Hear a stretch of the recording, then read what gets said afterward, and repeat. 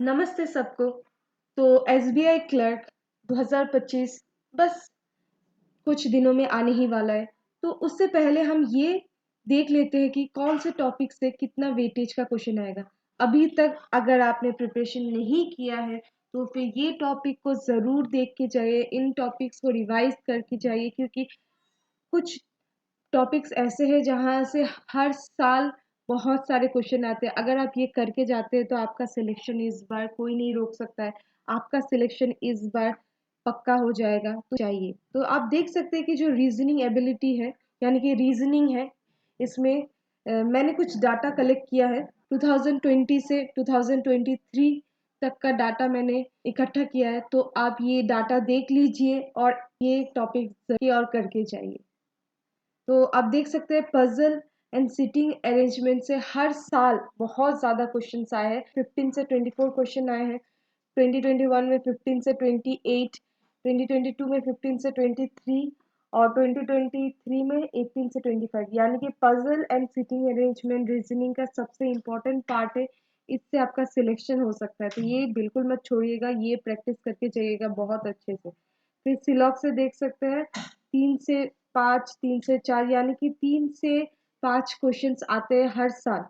Inequality से 3, 2 से 5 या फिर 5 क्वेश्चन आए, यानी कि लगभग 3 क्वेश्चन आ ही रहे। कोडिंग डिकोडिंग से 3, 5 या फिर 1 से 5 क्वेश्चन आ रहे, यानी कि कम से कम 3 क्वेश्चन तो आ ही रहे, तो ये भी मत छोड़िएगा। अल्फान्यूमेरिक सीरीज से 5 क्वेश्चन, फिर 2 क्वेश्चन आ रहे, तो लगभग 1-2 क्वेश्चन तो आ ही रहे। फिर डिस्टेंस एंड डायरेक्शन से 1 से 3 क्वेश्चन, 3 क्वेश्चन, यानी कि 3 क्वेश्चन तो लगभग आ रहे हैं यहाँ पे। ब्लड रिलेशन से 2 से 4 क्वेश्चन आ रहे हैं, आप देख सकते हैं। ऑर्डर एंड रैंकिंग से 2 क्वेश्चन तो आ ही रहे।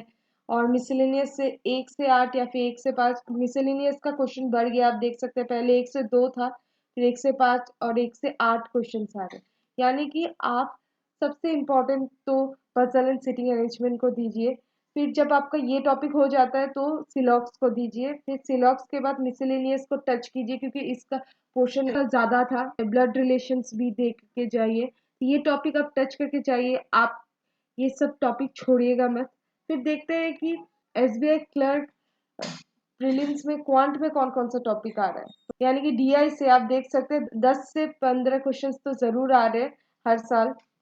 तो केसलेट से भी 5 क्वेश्चंस तो आ रहे हैं। आजकल केसलेट ज़्यादा आ रहे हैं, तो आप केसलेट को छोड़िएगा मत। मिसिंग नंबर से 6 क्वेश्चन, रॉन्ग नंबर सीरीज से 5 क्वेश्चन, या फिर मिसिंग नंबर आएगा या फिर रॉन्ग नंबर आएगा। मिसिंग तो देख सकते हैं आप, तो 5 से 6 क्वेश्चन तो रॉन्ग नंबर या फिर मिसिंग नंबर से आपके इस शिफ्ट में आ सकता है। फिर अरिथमेटिक से सबसे ज़्यादा पोर्शन देख लीजिए, 9 से 15 क्वेश्चन, यानी कि लगभग 10 क्वेश्चन तो आएंगे। फिर सिंप्लीफिकेशन में 5 क्वेश्चन या फिर 4, लगभग 4 क्वेश्चन आ ही रहे। क्वाड्रेटिक इक्वेशन से भी 4 से 6 क्वेश्चन आ रहे हैं। तो ये हो गया क्वांट के लिए। तो आप देख सकते हैं कि डीआई एक इम्पॉर्टेंट रोल प्ले कर रहा है, मिसिंग नंबर सीरीज और रॉन्ग नंबर सीरीज, अरिथमेटिक। तो आप कुछ छोड़ के मत जाइए, ये सब कंप्लीट कर लीजिए। फिर आप देखिए यहाँ पे जो इंग्लिश है, इंग्लिश सेक्शन में रीडिंग कॉम्प्रिहेंशन से 9 से 10, यानी कि लगभग 9 क्वेश्चन तो आ ही रहे।